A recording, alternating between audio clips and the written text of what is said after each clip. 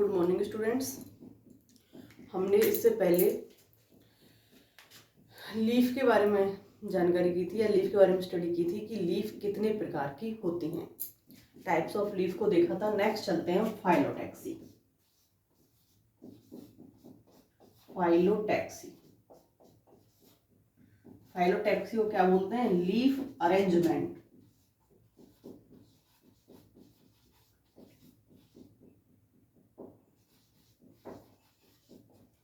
या फिर ये कहना सही होगा कि जो लीफ का अरेंजमेंट होता है शाखा के ऊपर, ये लीफ का अरेंजमेंट क्या कहलाता है? फाइलोटैक्सी कहलाता है। तो यहाँ पर जो पत्तियां तने के ऊपर पाई जाती हैं, जो लीव्स स्टेम पर उपस्थित होती हैं, यहाँ स्टेम या ब्रांच, स्टेम या ब्रांच के ऊपर जो लीफ उपस्थित हैं, ये लीफ किस मैनर में लगी हुई हैं, किस प्रकार से लगी हुई हैं, तो किस प्रकार से व्यवस्थित हैं या किस प्रकार से लगी हैं, इस चीज की स्टडी के लिए हम फाइलोटैक्सी में जाते हैं। या फिर इस चीज की जब स्टडी करते हैं तो यहाँ पर जो लीफ स्टेम के ऊपर लगी हुई हमें मिलती हैं, वो विभिन्न प्रकार के मैनर्स में लगी हुई मिलती हैं। इनका अरेंजमेंट विभिन्न प्रकार का पाया जाता है। अब ये अरेंजमेंट किसके आधार पर होता है? तो ये अरेंजमेंट होता है कि मान लिया ये कोई शाखा है और इस शाखा पर जो पर्व संधि है, नोड जो है, मान लिया ये पर्व संधि, तो इन पर्व संधियों पर लीफ कितनी संख्या में है?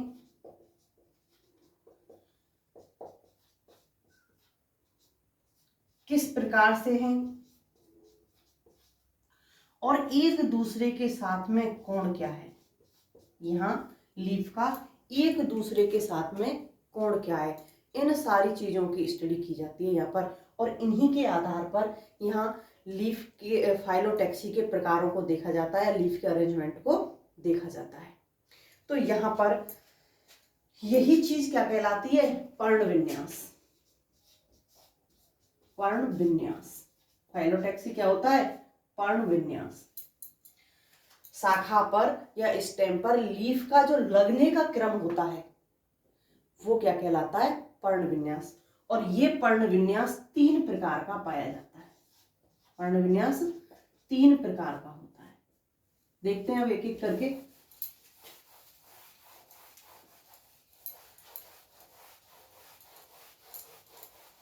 फाइलोटैक्सी कहें, पर्ण विन्यास कहें या लीफ अरेंजमेंट कहें, बात एक ही होती है। पर्ण विन्यास 3 प्रकार का होता है। फर्स्ट देखते हैं एकांतरित पर्ण विन्यास, या फिर कहें एकांतर पर्ण विन्यास। एकांतर पर्ण विन्यास। एकांतर पर्ण विन्यास में क्या होता है कि ये कोई स्टेम है या फिर कोई शाखा है, इस शाखा पर ये पर्व संधियां प्रेजेंट हैं। तो एकांतर पर्ण विन्यास में एक नोड पर, एक पर्व संधि पर एक ही लीफ उपस्थित होगी। एक ही लीफ उपस्थित होगी। एक लीफ अगर इस पर्व संधि पर लगी है तो एकांतर का मतलब क्या होता है? दूसरी फिर इस पर होगी, तीसरी इस पर, चौथी इस पर। तो यहाँ पर एक नोड पर केवल एक ही लीफ होती है, दूसरी दूसरे नोड पर होगी। अब यहाँ पर एकांतर में भी कई प्रकार के विन्यास होते हैं। एकांतर में भी कई प्रकार के होते हैं। और ये कैसे होते हैं कि पर्ण एक पंक्ति में एक ही पर्ण है या एक से अधिक पर्ण है, तो यहाँ पर पंक्तियों की व्यवस्था होती है। पंक्तियों की व्यवस्था होती है। और ये पंक्तियों की व्यवस्था किसके आधार पर करते हैं? हम गणितीय रूप में करते हैं। सामान्य तौर पर तो नहीं कर सकते, गणितीय रूप में करते हैं। और गणितीय रूप में किसके आधार पर? कोण के आधार पर। तो यहाँ पर एंगुलर डायजरमेंट देखा जाता है, जो यहाँ इसके साथ में इस वाली लीफ का कितना कोण बन रहा है, इसके साथ में इस लीफ का कितना कोण बन रहा है, उसके आधार पर यहाँ पंक्तियों की को बांटा गया, पंक्तियों की व्यवस्था की गई है कि एक पंक्ति में एक ही लीफ उपस्थित है, या एक पंक्ति में 2 लीफ उपस्थित है, या एक पंक्ति में 3 लीफ उपस्थित हैं, तो उनके आधार पर इनकी गणना की जाती है। तो यहाँ पर स्टूडेंट जो एंगुलर डाइवर्जेंस को देखा जाता है, एंगुलर डाइवर्जेंस, कोणीय डाइवर्जेंस, तो इसको कैसे निकालते हैं, या एंगुलर डाइवर्जेंस को, तो यहाँ पर पहली पत्ती के ठीक ऊपर, जैसे मैंने अभी आपको बताया था, ये स्टेम है। अब अगर इसको, ये स्टेम है, एक यहां से निकल रही है, दूसरी यहां से, तीसरी यहां से, चौथी यहां से, तो इसको अगर हम ऊपर से देखें तो इस साइड की हमको एक पंक्ति में नजर आएंगी और इस साइड की हमको दूसरी पंक्ति में नजर आएंगी। तो ऐसे देखें तो यहाँ पर एक लाइन इधर नजर आएगी पत्तियों की हमको, और दूसरी लाइन इधर नजर आएगी। अगर यहाँ पर एक दूसरे से 180 के एंगल पर 2 लीव्स उपस्थित है तो, क्योंकि इन दोनों के बीच में कितना कोण होगा, 180 का। कैसे निकालेंगे अभी बताते हैं। तो यहाँ पर इनको ऊपर से देखने पर एक पंक्ति में नजर आती हैं ये, तो यहाँ एंगुलर डाइवर्जेंस के आधार पर इनके कोण को हम कैसे निकालते हैं कि पहली पत्ती के ठीक ऊपर आने वाली पत्ती, पहली पत्ती के ठीक ऊपर आने वाली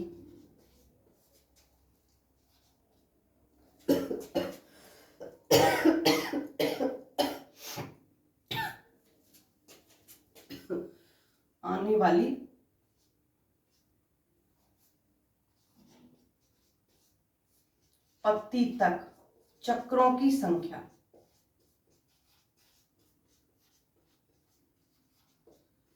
चक्रों की संख्या पहली पंक्ति के ठीक ऊपर, मान लिया यहाँ पर ये एक पंक्ति ये है, तो दूसरी पंक्ति ये, तीसरी ये, तो इसके ठीक ऊपर आने वाली पत्ती तक चक्रों की संख्या, यहाँ तक कितने चक्र बन गए, अपॉन इन चक्रों में आने वाली पत्तियों की संख्या, इन चक्रों में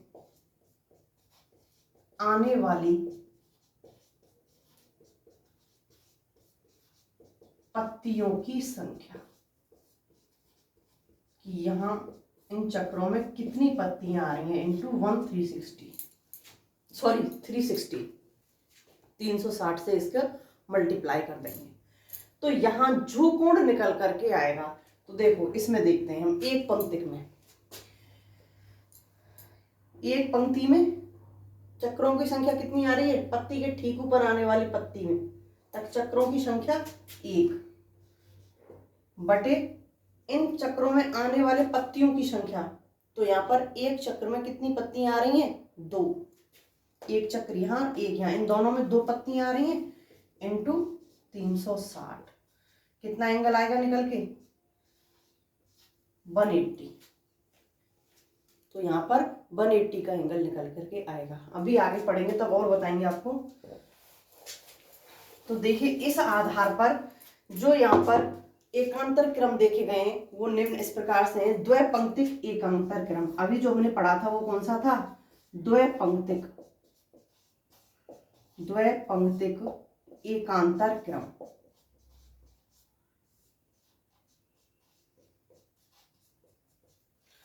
इसको इस प्रकार से शो कर सकते हैं, 1/2 के आधार पर भी।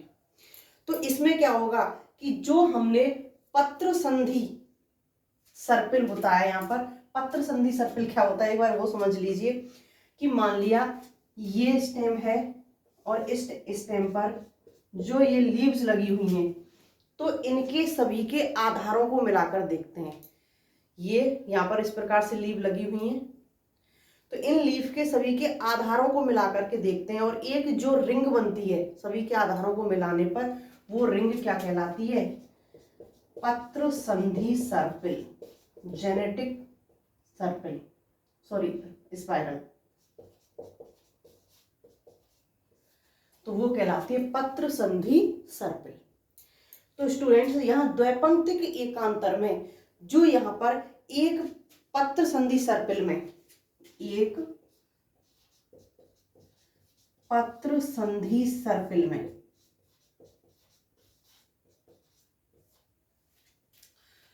दो ही लीफ नजर आती हैं, दो ही लीफ उपस्थित होती हैं। एक पत्र संधि सर्पिल में यहाँ पर दो ही लीफ उपस्थित होती हैं। अब दो ही लीफ उपस्थित है तो तभी तो हमने कहा था 1/2 इंटू 360। यहां ऊपर जो पत्र संधि सर्पिल है इनको लेंगे और नीचे यहां पर कितनी प्रेजेंट है वो लेते हैं इंटू 360, तो कितना आ रहा था 180। फॉर एग्जाम्पल गेहूं के अंदर सेकंड त्रैपंक्तिक एकांतर, त्रैपंक्तिक एकांतर। तो यहां पर जो पत्र संधि सर्पिल है, पत्र संधि सर्पिल है, यहां पर कितनी लीफ उपस्थित होंगी 3। एक पत्र संधि सर्पिल में 3 लीफ उपस्थित होंगी, तो एक यहां और एक इनके साथ में, जैसे इस प्रकार से 360 है तो इस प्रकार से उपस्थित होंगी। ये स्टेम है, स्टेम गोलाकार ही होता है, तो इस गोलाकार में एक इधर है, एक इधर है और तीसरी किधर होगी ऐसे, इसके साथ दूसरी यहां और तीसरी यहां, तो ये इस प्रकार से उपस्थित होंगी त्रैपंक्तिक में। और द्वैपंक्तिक में एक दूसरे के जस्ट सामने, बिल्कुल ऐसे। और त्रैपंक्तिक में क्योंकि कोण घटेगा तो एक दूसरे के सामने। तो यहां पर पत्र संधि सर्पिल में 3 लीफ उपस्थित होंगी। तो अब यहां पर एक ये सर्पिल और एक सर्पिल में 1 लीफ कितनी है 3 इंटू 360, तो कितना आएगा यहाँ पर 1/3 इंटू 360 में 120, 120 डिग्री का कोण बनेगा यहां पर। अब देखिए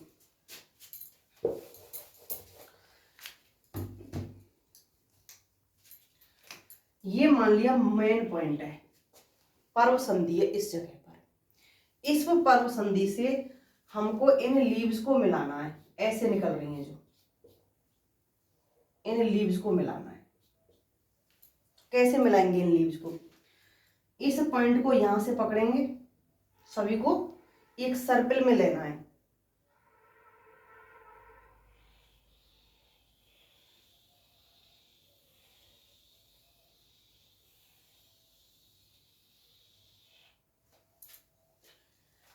अब इस पर हम द्वैपंक्तिक को जमाएं, तो मान लिया ये सबसे ऊपर वाला है, यहां अगर एक यहां उपस्थित है तो इसके जस्ट सामने कौन सी उपस्थित होगी, यहां दूसरी।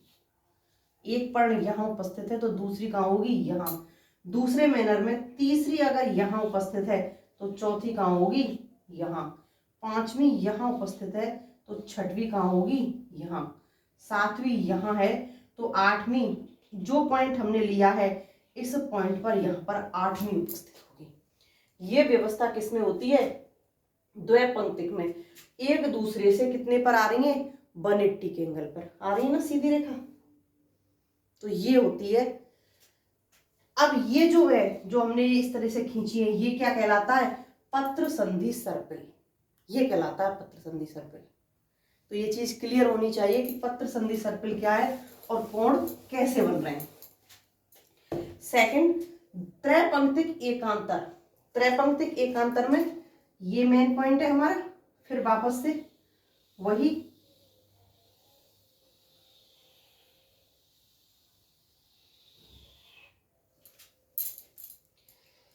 अब यहां पर सबसे बाहर से लेके चलते हैं। तो पहले तो इसको ट्रायंगुलर में बांट लेते हैं। एक यहां लगी होगी तो दूसरी किधर होगी, इधर, और तीसरी इधर। एक पंक्ति में कितनी पर्ण लगी हुई है, 3। तो यहाँ पर मान लिया एक यहाँ है तो दूसरी यहाँ होगी और तीसरी यहाँ होगी। चौथी पर्ण इस जगह पर है तो पांचवी कहाँ होगी, इस जगह पर, छठवीं इस जगह पर, सातवीं यहाँ, आठवीं यहाँ और नवीं यहाँ। तो इसका मतलब क्या है कि जब यहाँ पर एक और दो पर्ण के बाद में तीसरी जो पर्ण आ रही है वो जस्ट कहाँ होगी, पहली वाली के ऊपर होगी। पहली और दूसरी के बाद में जो तीसरी पर्ण आती है द्विपंक्तिक में वो कहाँ होगी, पहली वाली के जस्ट ऊपर। ये स्टेम है, यहाँ पर पहली यहाँ है और दूसरी यहाँ है तो तीसरी कहाँ आके लगेगी, इस पहली वाली के जस्ट ऊपर। ऐसे ही यहां पर त्रैपंक्तिक में पहली वाली ये रही, दूसरी ये रही और तीसरी ये रही, तो चौथी कहाँ आएगी, चौथी जो पर्ण आएगी ये चौथी पर्ण कहाँ आएगी, पहली वाली के जस्ट ऊपर। पहली वाली जो है इस पहली वाली के ठीक ऊपर आएगी। पहली ये रही, दूसरी यहां पर इस प्रकार से जुड़ी हुई है और तीसरी यहां जुड़ी हुई है, इस प्रकार से जुड़ी हुई है तीन। तो चौथी यहां पर कहां आएगी, इसको हमने फर्स्ट माना, ये सेकंड और ये थर्ड, तो इसको फर्स्ट माना है तो चौथी पर्ण यहां पर आएगी इसके साथ में, इस प्रकार से। तो यहां पर ये एक दूसरे के 120 के एंगल पर प्रेजेंट होती हैं।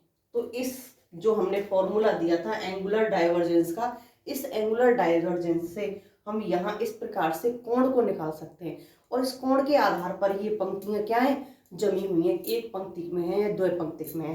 तीसरी देखते हैं हम,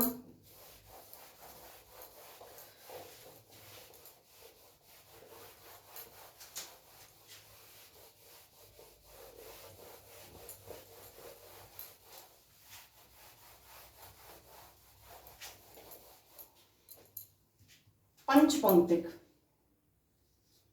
तीसरी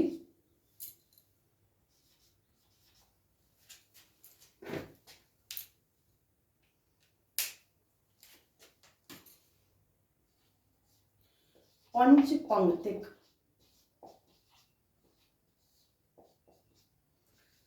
अब इस पंचपंक्तिक में हम कैसे देखेंगे, अब यहां पर जो यहां पत्र संधि सर्पिल होता है, कौन सा, पत्र संधि सर्पिल। इस पत्र संधि सर्पिल में जो लीफ उपस्थित होती हैं, ये लीफ कैसे उपस्थित होती हैं, देखो हमने उसको लिखा था 1/2 और इसको लिखते हैं हम 1/3, 1/3।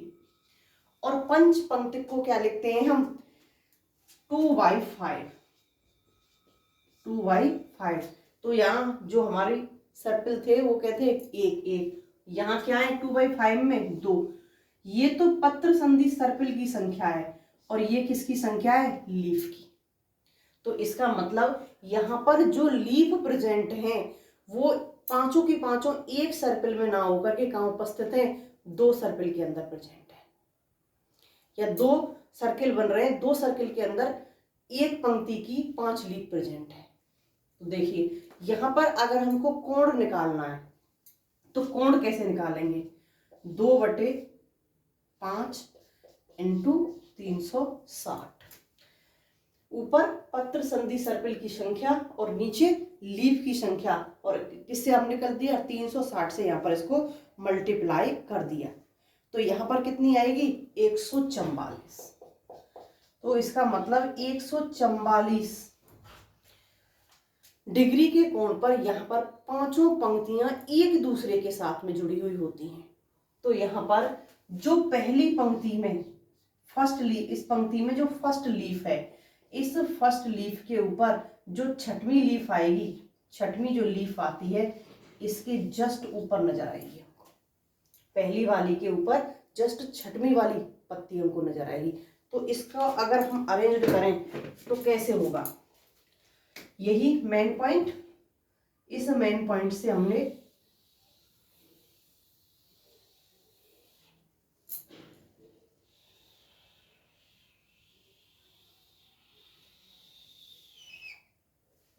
देखिए, अब इसको हम 5 पार्ट में डिवाइड करें, क्योंकि कोण तो हमारा 5 के हिसाब से ही बन रहा है।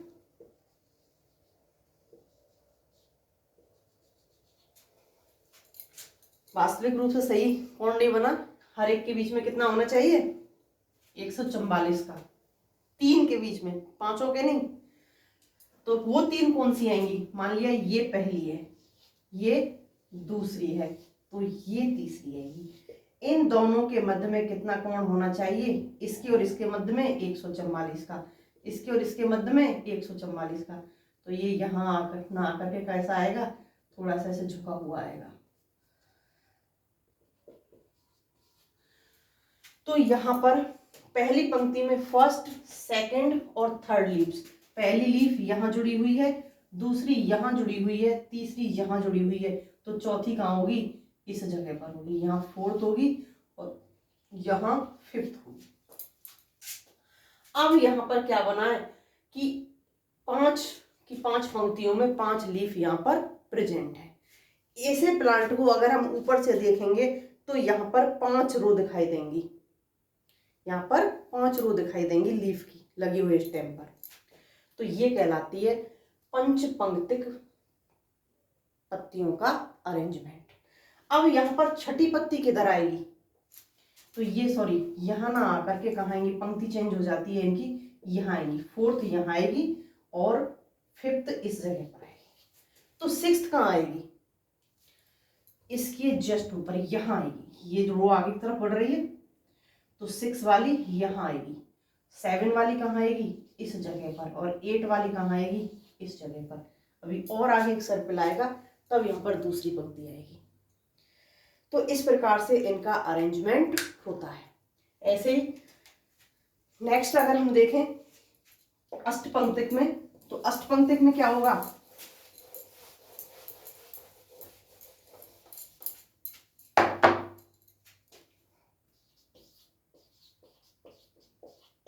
अष्टपंक्तिक,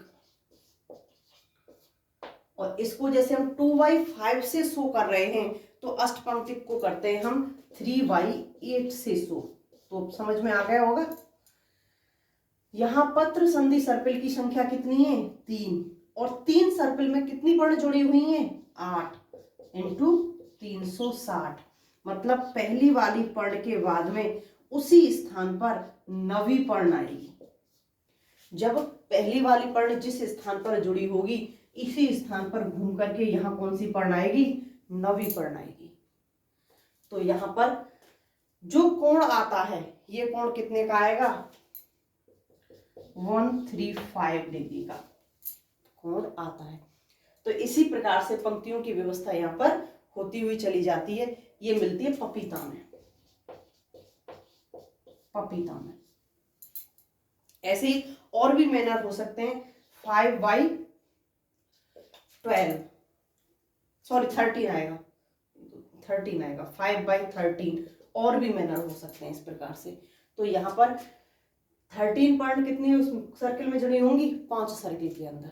तो ये होता है आपका एकांतरित या एकांतरण पर्ण विन्यास।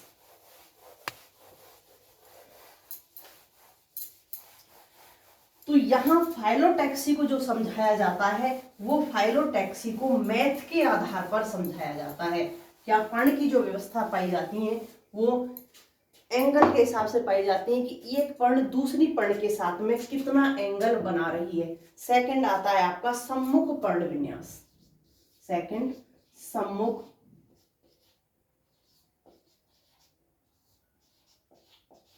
पर्ण विन्यास। सम्मुख पर्ण विन्यास में क्या होता है कि यहां पर एक पर्व संधि पर, ये स्टेम या कोई ब्रांच है, एक पर्व संधि यहां, तो यहां एक पर्व संधि पर एक दूसरे के अपोजिट 2 पर्ण उपस्थित होती हैं। एक दूसरे के अपोजिट यहाँ पर दो पर्ण उपस्थित होंगी। ये दोनों पत्तियां कैसे होंगी? एक दूसरे के आमने सामने होंगी। और आमने सामने भी ये दो रूपों में होती हैं, एक तो क्रॉसित फॉर्म में होती हैं, एक तो ये क्रॉसित सम्मुख होती हैं, और दूसरी एक दूसरे के अध्यारोपित होंगी, अध्यारोपित सम्मुख।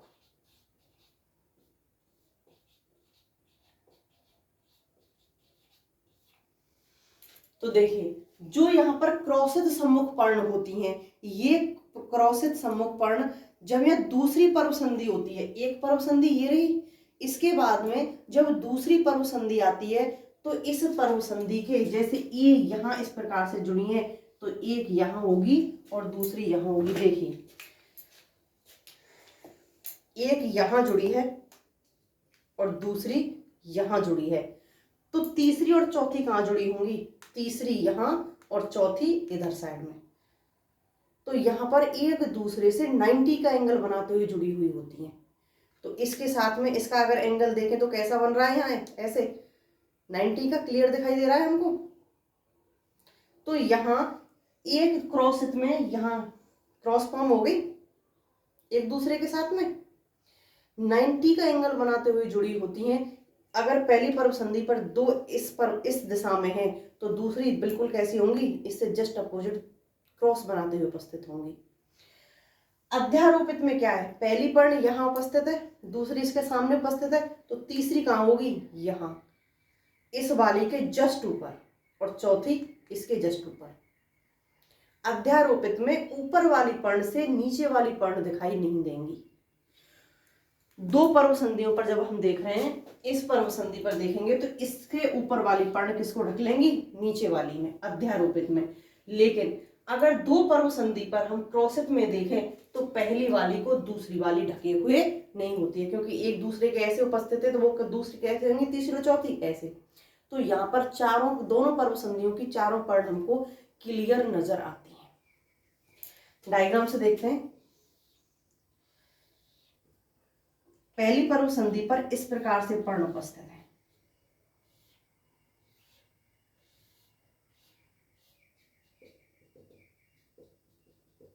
तो ये दूसरी पर्व संधि। तो यहाँ दूसरी पर्व संधि पर किस प्रकार से उपस्थित होंगी? एक तो हमको इधर दिखाई देगी, इधर साइड वाली, तो इसके पीछे वाली हमको दिखाई देगी नहीं, तो एक यहाँ उपस्थित होगी और चौथी इसके पीछे की तरफ उपस्थित होगी। अध्यारोपित में क्या होगा?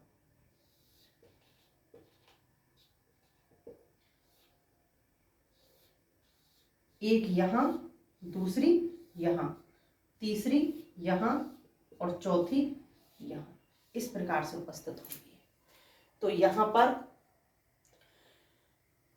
ऊपर से देखने में ये दो रो में नजर आती हैं, एक दूसरे को ढकी हुई होती हैं अध्यारोपित में, और क्रॉसित में हमको दो पर्व संधियों की चारों पर्ण ऊपर से देखने में नजर आएंगी। तीसरा आपका जो पाया जाता है वो तीसरा पाया जाता है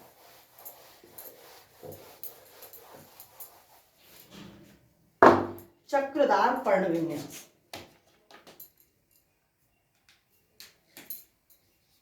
तीसरा होता है चक्रदार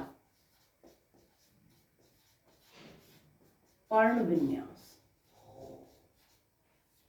तो चक्रदार पर्ण विन्यास में क्या होता है? जो सेंटर पॉइंट है, मान लिया ये पर्व संधि है, इस पर्व संधि से ऐसे, मतलब एक ही पर्व संधि में 3 या 4 से अधिक, कितनी भी संख्या हो सकती है, 3 या 4 से अधिक पर्ण उपस्थित होती है। और ये कैसे? एक सर्पिल क्रम में। अब मान लिया ये एक पर्ण है, तो इस पर्ण के कुछ पार्ट को ये पर्ण इधर से ढके हुए होगी, यहाँ से ये पर्ण कुछ पार्ट को ढके हुए होगी, तो एक दूसरे पर अध्यारोपित होती हुई क्या बना लेती हैं? एक सर्किल बना लेती हैं। एलिस्टोनिया में, फॉर एग्जाम्पल, एलिस्टोनिया में 5 पर्ण पाई जाती हैं जो एक दूसरे को अध्यारोपित होते हुए इसी पर्व संधि पर पांचों की पांचों पर्ण विन्यासित होती हैं। तो ये आपका 3 प्रकार का एकांतरित, सम्मुख और चक्रिक रूप में 3 प्रकार से पर्ण विन्यास